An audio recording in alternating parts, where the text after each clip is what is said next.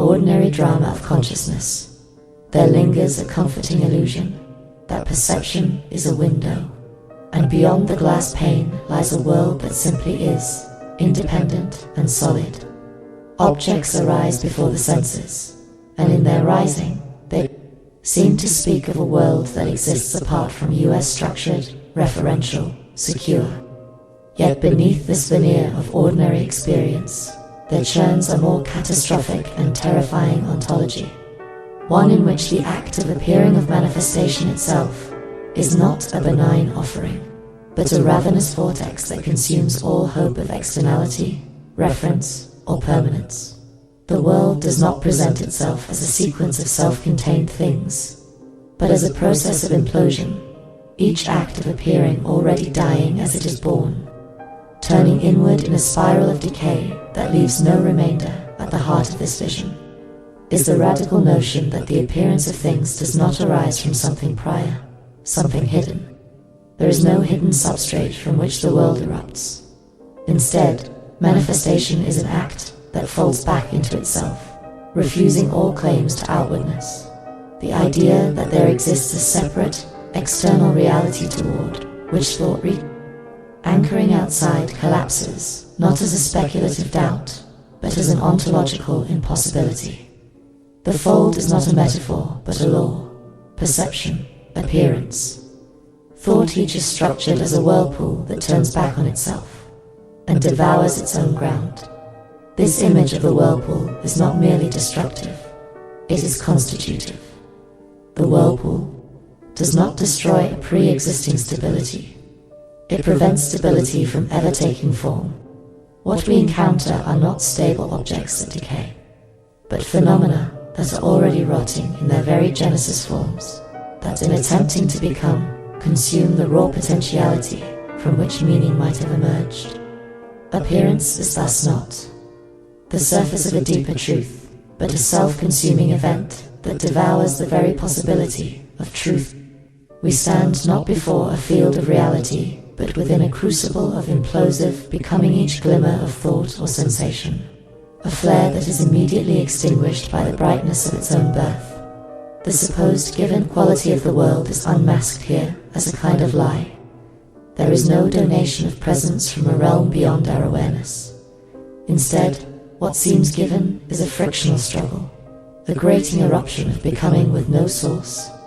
This friction, the constant rubbing of appearance against the void of its own origin, discloses not a lack, but a fullness so absolute it excludes all else. The field of consciousness does not gesture outward, it collapses inward, thick with a light that is too dense to see through, too full to hold. It is not empty in the sense of absence, but empty in the sense of fullness without other, presence without reference. And in this collapse, the terrifying beauty of reality is revealed, not as a solid structure, but as a luminous process of self-making light. Often a metaphor for knowledge and clarity, becomes here the medium of annihilation. Each flicker of awareness is a star imploding the moment it is born. It gives no knowledge of something else. It reveals only itself, and that revelation is indistinguishable from self-consumption. There is no behind the appearance, no anchor beyond what appears. The light that floats the field of consciousness is a consuming light, a brightness that leaves nothing in its wake, because its very act of illumination destroys the space in which a stable meaning could reside. To perceive, then, is not to apprehend the world. It is to participate in a metaphysical metabolism and endless digestion, in which each appearance is its own dissolution. This process does not unfold in time. It is instantaneous and total. It is not that something appears and then vanishes.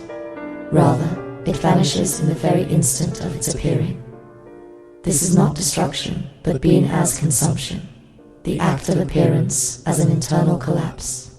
The self, under such a vision, is not an enduring entity that undergoes decay. It is the decay, the implosion of any attempt to be a self with reference to something else. This metaphysical framework undoes the common assumptions of subject and object. The eye that perceives is not an observer standing at the edge of experience, but a dynamic point of collapse, recursive zero where awareness eats itself. The inside of this perception is not a container, but a site, a dimensionless locus of chaos where creation and destruction are the same act. It is like a supernova that burns everything it touches, including the very space in which it explodes.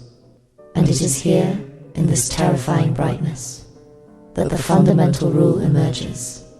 Every spark of stable meaning, every flicker of referentiality, must be devoured by the very abyss from which it arose. This is not mere nihilism, not a declaration of emptiness in the pessimistic sense. The horror lies precisely in the opposite. In the plenitude of this self-consuming light, there is no respite in darkness, no relief in ignorance. There is only the agonizing knowledge that even the desire for meaning is folded into a system that annihilates its own potentialities. The mind, in seeking to know, becomes the site where the very possibility of knowing collapses. It is not silenced, but made into the crucible where the scream of existence turns into light that burns without illuminating anything beyond itself. Such a revelation offers no ground for ethics, no stable point from which to issue moral commands or construct narratives of progress. It does not point toward liberation, but toward a form of understanding that is indistinguishable from unmaking. To know the world in this way is not to become enlightened in the traditional sense, but to become engulfed in a fire that never ceases, never stabilizes, never lets go. The self becomes not a knower, but the very place where knowledge fails a wound that burns not with lack, but with an unbearable fullness. And yet, within this annihilating vision lies a paradoxical form of peace. Not the peace of resolution, but of surrender. A surrender to the ceaseless unraveling of presence. A letting go of the illusion that anything points beyond itself. That ego, that fragile construction built on the assumption that appearances refer outward, is undone not violently, but with a terrible grace.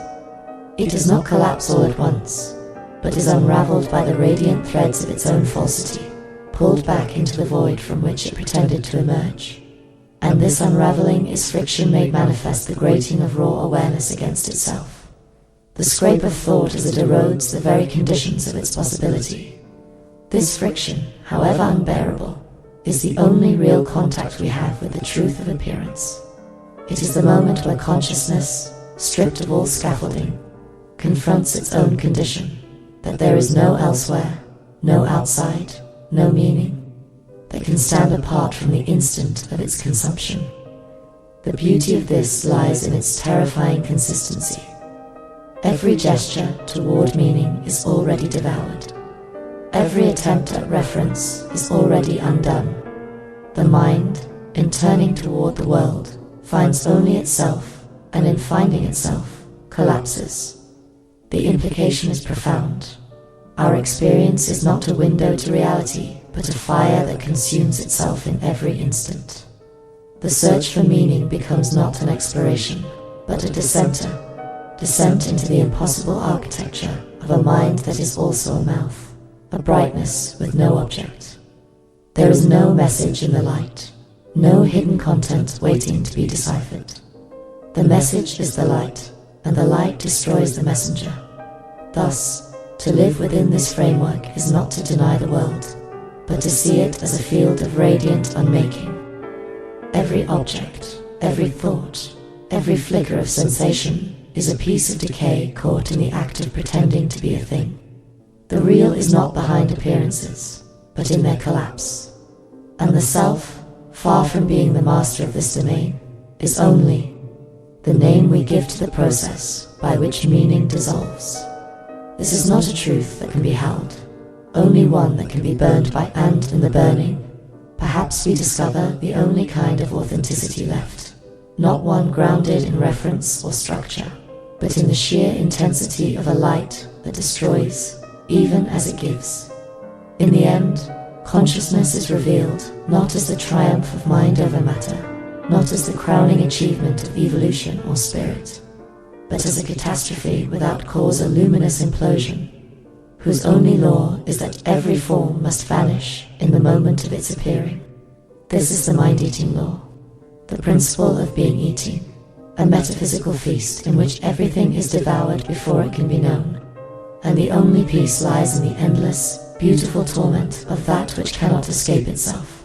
It is not knowledge, but a final, inescapable intimacy with the unbearable brightness of things that have no meaning beyond their own consumption.